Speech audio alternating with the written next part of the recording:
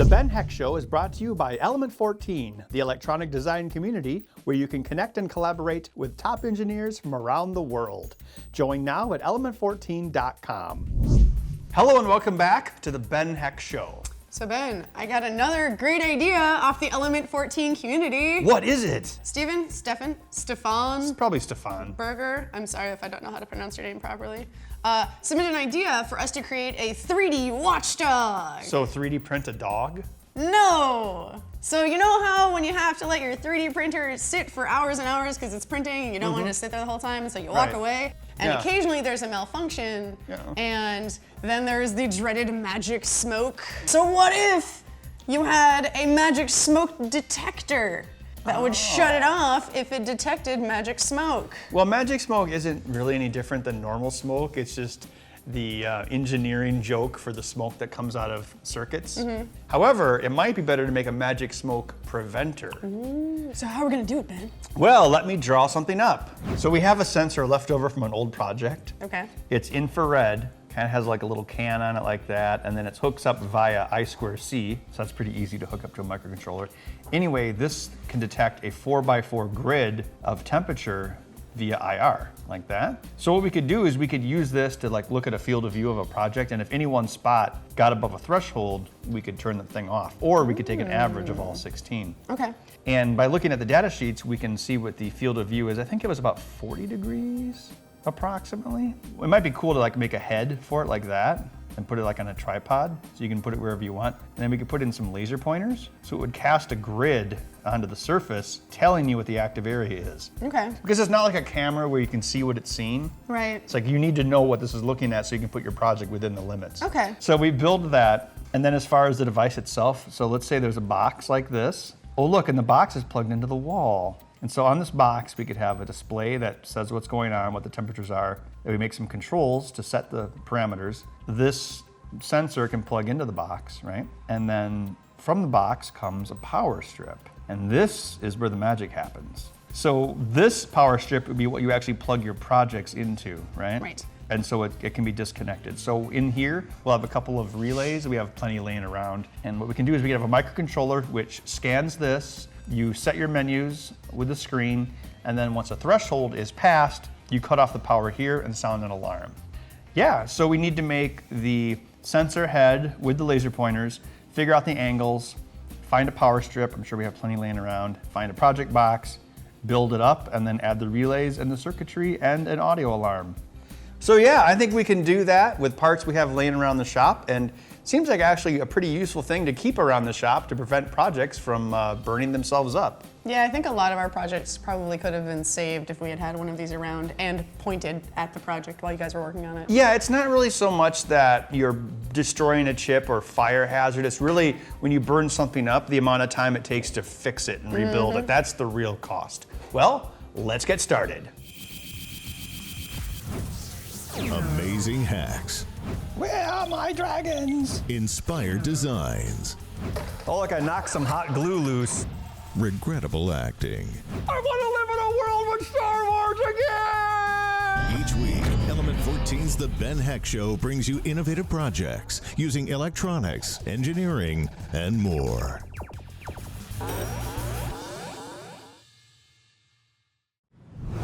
So I took some parts that we had laying around the shop, and I mocked up a test rig of this project here. We got a couple of relays, a Hitachi LCD screen, our AVR dev board here, some control buttons and LEDs. This temperature sensor here is really cool. It's a 4x4 grid of sensors. It's the MEMS D6T sensor, and the last time that we utilized this in a project was 2.5 years ago on the TV proximity sensor. If you get a chance, go back and watch that episode because it's pretty cool. Basically what this mock-up is doing here, I got some code on the microcontroller here that will give some display on the LCD here. There is a tip 102 that's going to trigger these relays. So let's power it up. Turns on, it's taking an average of the grid array of sensors, and it shows the average right here, and then says relays are off. So there's this little button down here. When I click that button, the relays are gonna turn on. So we have 120 volts AC coming in here. These relays are controlled by 5 volts, which is really cool. So then on the other side, when the relays close, it goes to this power strip here.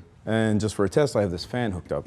So the microcontroller is taking the average reading from the array of sensors on this module here. When the temperature goes above 90, it's going to trigger the relays to turn off. So right now they're off. I'll push this tack switch and they'll turn on. Okay, relays are on. I'll give it some heat.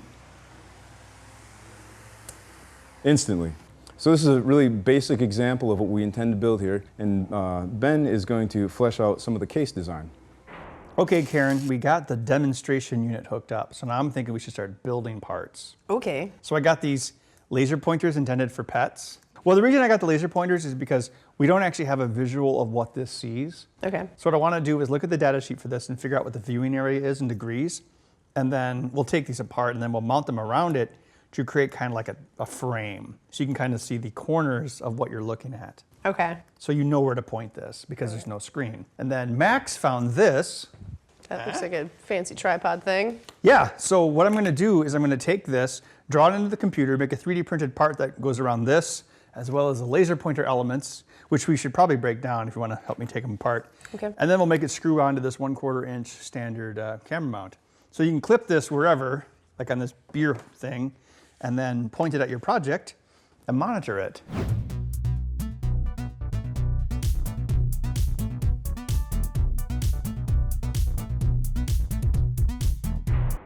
So Karen and I took apart those laser pointers, and these were the elements that we took out. So I'm going to design something that will hold both the IR sensor and these laser things, and the negative terminal is actually the screw thread here. So I'm going to have a little bit of space so I can screw these in with a wire to complete the circuit. Okay, so I started here by drawing the IR sensor itself, and here is the extruded version of it. So it's got the eyeball can that comes out a little bit, and on the back we have the connector. So we'll have to take that all into account when we actually design this. So around this, I drew a grid like this. This represents where the 4 laser pointers are gonna go. So what I did was I drew in 4 of these laser pointer sketches, and then I angled them all up 15 degrees and down 15 degrees, because according to the data sheet, that should basically approximate the field of view for this device, which is about 45 degrees in either direction. I'm also gonna have a test mode where you can hold up a lighter or something and see if you're within range. It'll be like beep, beep, and tell you if you're in range, because you want to make sure that you have a good view of the item you're trying to sense before you turn on your potentially dangerous project. All right, so when we extrude this, we end up with something like this. So we have a big chamfer here, so we have a wide field of view for the lens itself, and then we have some smaller holes, which is what the lasers actually stick out of. And then we have a few concavities here. We have an inner concavity, which is what the thread will go into, and there's a little space around that which should accommodate the outer shaft. So these will basically all plug in at angles. So what I'm gonna do is print this piece first, see how these all fit into it, make sure it's good.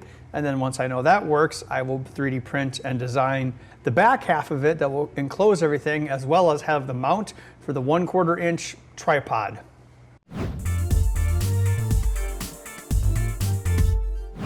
I've got the 3D printer running, and it is printing the front half of this unit. So while it does that, I'm going to assume everything's okay and start designing the back half.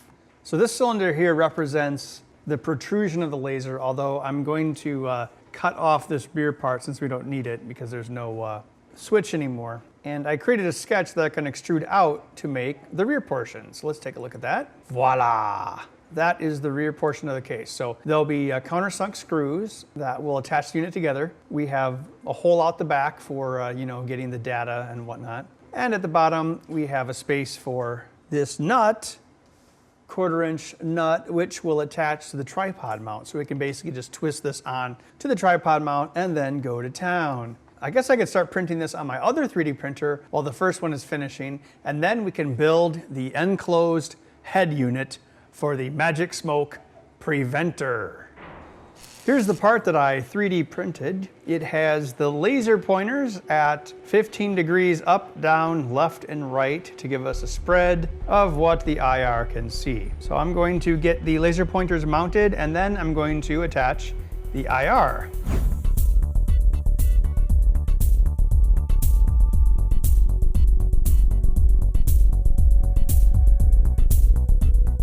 So I used the new stick vise from stickvise.com. they were kind enough to send me one. And about 5 seconds after I unwrapped it, we used it in our project to hold the sensor while we soldered it. So yeah, it works out pretty nice. I like how it's spring loaded, so you can kind of say how much you want to pinch it by, and then you lock it, and then yeah. So back to this. We have ground, 5 volts, and then data clock, because it's an I2C device. It should have enough power. When I turn it on, it should turn on the 4 lights, hopefully. One's a little off, lower right one. But what this does is this gives you kind of a landing pattern, like this is the visible area of the sensor. So if it was sensing itself, for instance, you want to make sure everything fits within that area. Anything outside of it won't be detected. I'm just going to adjust this one in the corner, but other than that, it looks pretty good. Here's the rear piece. I'm going to glue this nut in place and then, use some hot glue with it as well, because why not? This will hold the tripod mount. All right. Hopefully everything fits. Looks like it does. I'll screw it together and then we can try it on a tripod.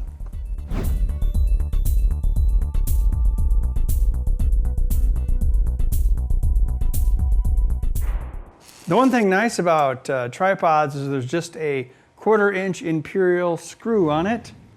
You can go to the hardware store and get an old screw or nut and make a tripod mount. So if I was working with this and I was trying to detect a project right there, I could just put it in place. Let's just turn on the light so you can see it. Kapow! There's the visual range of the IR temperature sensor. Okay, now that we got this done, it's time to build the control box.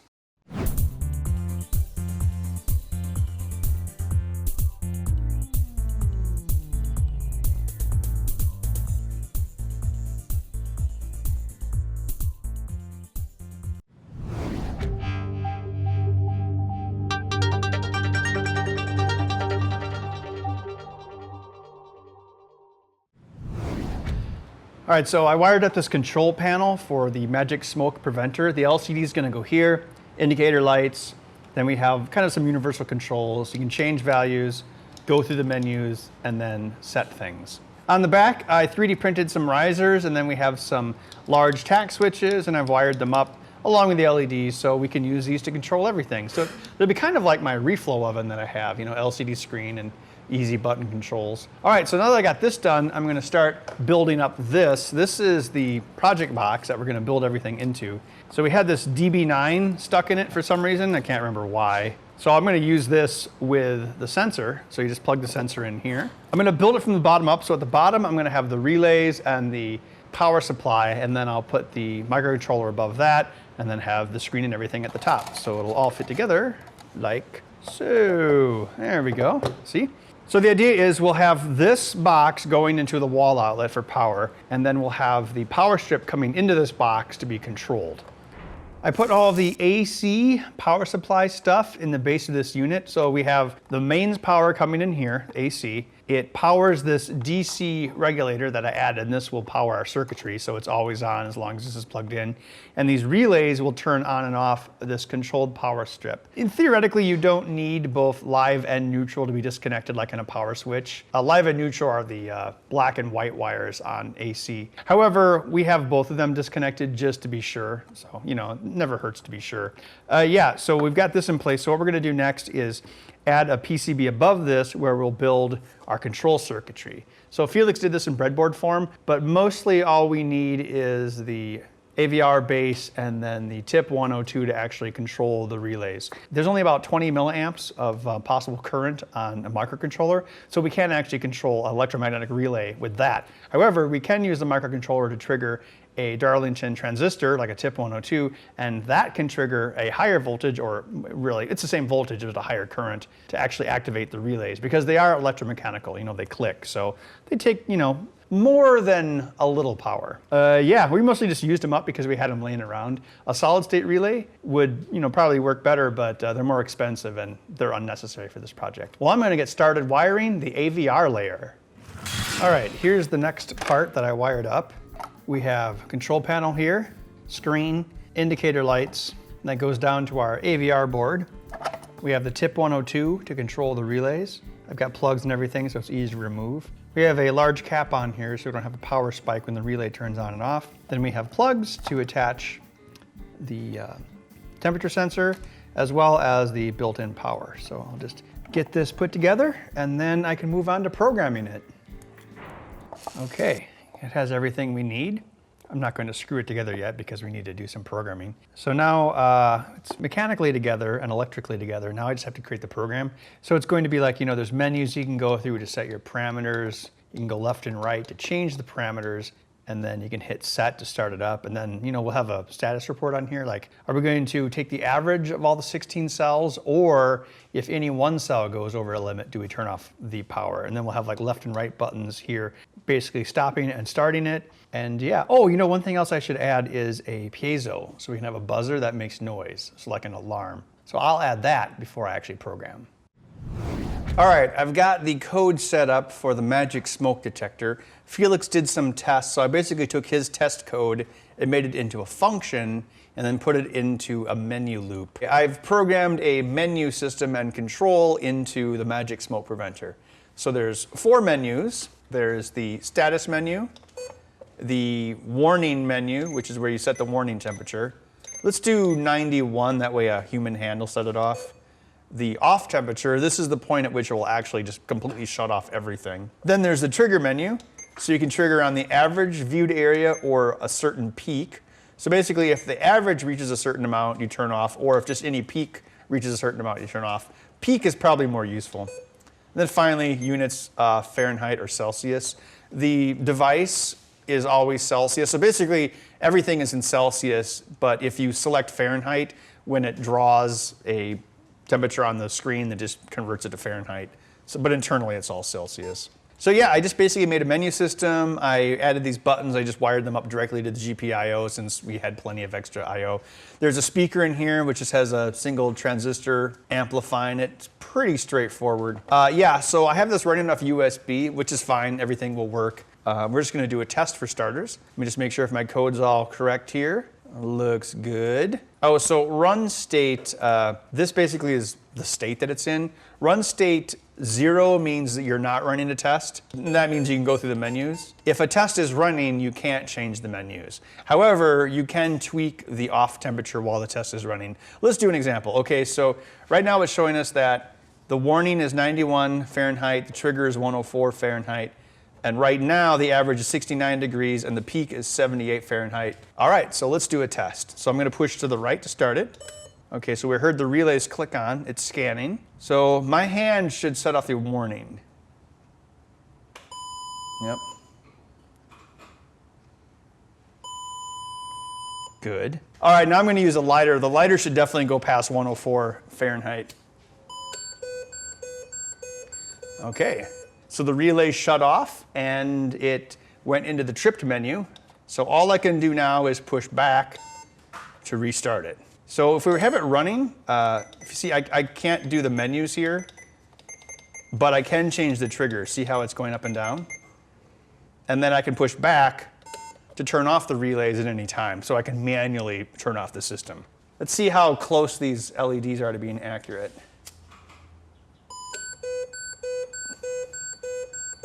Seems to work out pretty well. So what I'm going to do next is I'm going to rig up a circuit deliberately to make it overheat and see if this will kill the power. Okay, it's time to test the magic smoke detector by deliberately releasing magic smoke. We have a PC power supply here. When it's on, this LED will illuminate. And this is plugged into the power strip that is controlled by the magic smoke preventer, and the magic smoke preventer is plugged into mains power. So this thing cannot turn on unless the magic smoke preventer, or MSP, allows it to. All right, so what I'm going to do is I'm going to put some 15 ohm resistors across the 12 volt line. They're guaranteed to smoke.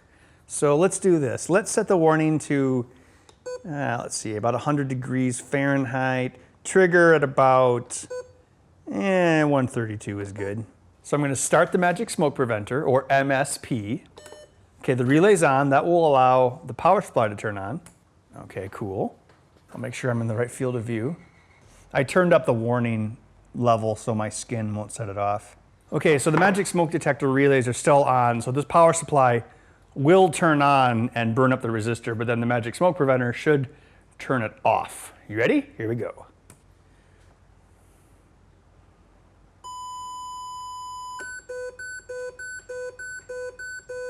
All right, it did what it was supposed to. Now the resistor clearly was dead long before the power was turned off. This is just an extreme example. But I think we should probably do it a few more times because it's fun. Okay, this is the same resistor, but I have the sensor head a little further back.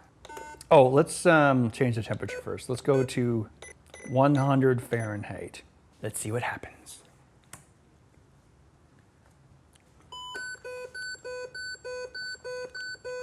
Okay, so it's less sensitive at a distance because it's smaller in the field of view. So let's see, that was 100 degrees trip. So let's do this. Let's change a few things.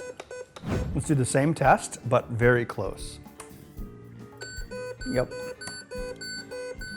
So the size and surface area of the item to be scanned and the distance from the scanner are both very important. But it seems to work. We can prevent resistors from completely burning themselves up.